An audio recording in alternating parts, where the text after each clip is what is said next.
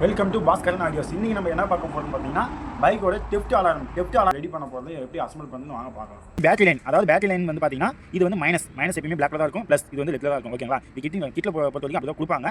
இது வந்து மைனஸ், ஓகேங்களா, மைனஸ் 12 வோல்ட் ப்ளஸ் 12 வோல்ட். இது வந்து பேட்டரியில் கொடுக்கணும். பேட்டரி ப்ளஸ், அதாவது பேட்டரி பார்த்தீங்கன்னா தெரியும், உங்களுக்கு பார்த்தா தெரியும். பேட்டரியோட மைனஸ் செட் வந்து மைனஸ் டெர்மினல் கொடுத்துருக்கோம், ப்ளஸ் செட் வந்து ப்ளஸ் டெர்மினல் கொடுத்துருக்கோம். அடுத்து பார்த்தீங்கன்னா இது பார்த்தீங்கன்னா வந்து செல்போட வயர், அதாவது செல்போட வயர்னா நம்ம வந்து ரிமோட்லேயே வந்து வண்டி வந்து பைக் வந்து ஸ்டார்ட் பண்ணிக்கலாம். ஓகேங்களா, இந்த லைனை வந்து நம்ம எங்கே கொடுக்கணும்னு கேட்டிங்கன்னா இப்படியே வாங்க காட்டலாம் பாருங்க.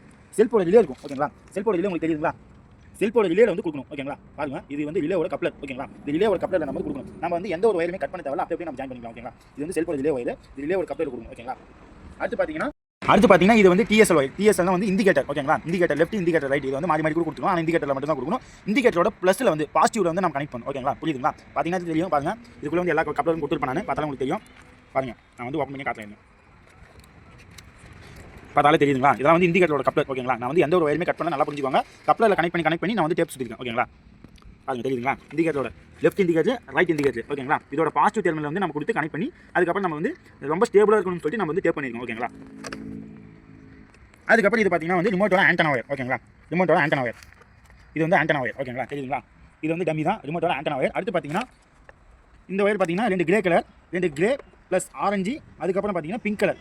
ஓகேங்களா, மொத்தம் வந்து 3 வயர், ஒரு கிரே, ஒரு ஆரஞ்சு, ஒரு பிங்க். இந்த 3 வயர் பார்த்தீங்கன்னா ஈசியில் கொடுக்கணும். ஆனால் வந்து நம்ம ஈசியில் கொடுக்க தேவையில்லை. நிறைய பேர் பண்ண தப்பு இதுதான். இது வந்து நீங்கள் ஈசியில் கொடுத்தீங்கன்னா வண்டி வந்து நிறைய ப்ராப்ளம் வரும். நம்ம பொறுத்த வரைக்கும் BS6 பொறுத்த வரைக்கும் நம்ம ஈசி பாக்ஸில் கையை வைக்கக்கூடாது. புரியுதுங்களா? நல்லா புரிஞ்சுக்கோங்க. நம்ம வந்து BS6 பொறுத்த வரைக்குமே ஈசி பாக்ஸில் கையை வைக்கக்கூடாது. ஆனால் அந்த வயர் நம்ம டம்மியாகவே கொடுத்துக்கணும். இதனால் எந்த ஒரு ப்ராப்ளம் நமக்கு கிடையாது. ஓகேங்களா, இது வந்து மறுபடியும் சொல்கிறேன், யாரும் இந்த தப்பு பண்ணாதீங்க. ஈசி பாக்ஸில் நீங்கள் வந்து கையை வைக்காதீங்க. இந்த வயர் நீங்கள் டம்மியாகவே சும்மா இப்படி டம்மியாகவே நீங்கள் விட்டுலாம். ஓகேங்களா, வாங்க, இது வந்து எப்படி ஒர்க் ஆகுது நம்ம வந்து செக் பண்ணி பார்க்கலாம். நம்ம வண்டி வந்து இந்த லாக் பட்டன் வச்சு லாக் பண்ணிடலாம். ஓகேங்களா, இப்போ லாக் பண்ணிட்டோம். இப்போ அதாவது பார்த்தீங்கன்னா இப்போ நம்ம தான் வந்து திருடன்னு வச்சுக்கோங்க. இப்போ நம்ம வந்து பைக்கை திருட போகிறோம். அதாவது வந்து நான் வந்து பைக்கை வந்து திருட போகிறோம். பாருங்க, ஃபஸ்ட்டு ஒரு டைம் வந்து வார்னிங் கொடுக்கும். ரெண்டாவது டைம் பார்த்தீங்கன்னா எடுக்க போகிறோம். அவ்வளோதான், அலர்ட் அடிக்க ஆரம்பிச்சிடும். ஓகேங்களா, இதே அவன் வந்து ஓடிடுவான். ஓகேங்களா, இதே நம்ம வந்து அலர்ட் ஆகி நம்ம வண்டி அதை எடுக்க போகிறாங்க அப்படின்னு தெரிஞ்சு வந்து நம்ம வந்து சீக்கிரமாக வந்து பைக்கை வந்து நம்ம காப்பாற்றிடலாம். பைக் வந்து அப்புறமா சேஃபாக நம்ம வந்து இது பண்ணிக்கலாம். இதே மாதிரி வந்து மறுபடியும் லாக்லேயே தான் இருக்கும். பார்த்தீங்கன்னா இப்போ வந்து பார்த்தீங்கன்னா மறுபடியும் பைக் வந்து லாக்லேயே தான் இருக்கும். பாருங்கள், தெரியுதுங்களா? மறுபடியும் பைக் பார்த்தீங்கன்னா லாக்லேயே தான் இருக்கும். இதில் வந்து ஒரு 5 நிமிஷம் கழிச்சு எடுத்துக்கலாம் வண்டின்னு பார்த்தா கூட அப்பயும் வாய்ப்பே இல்லை.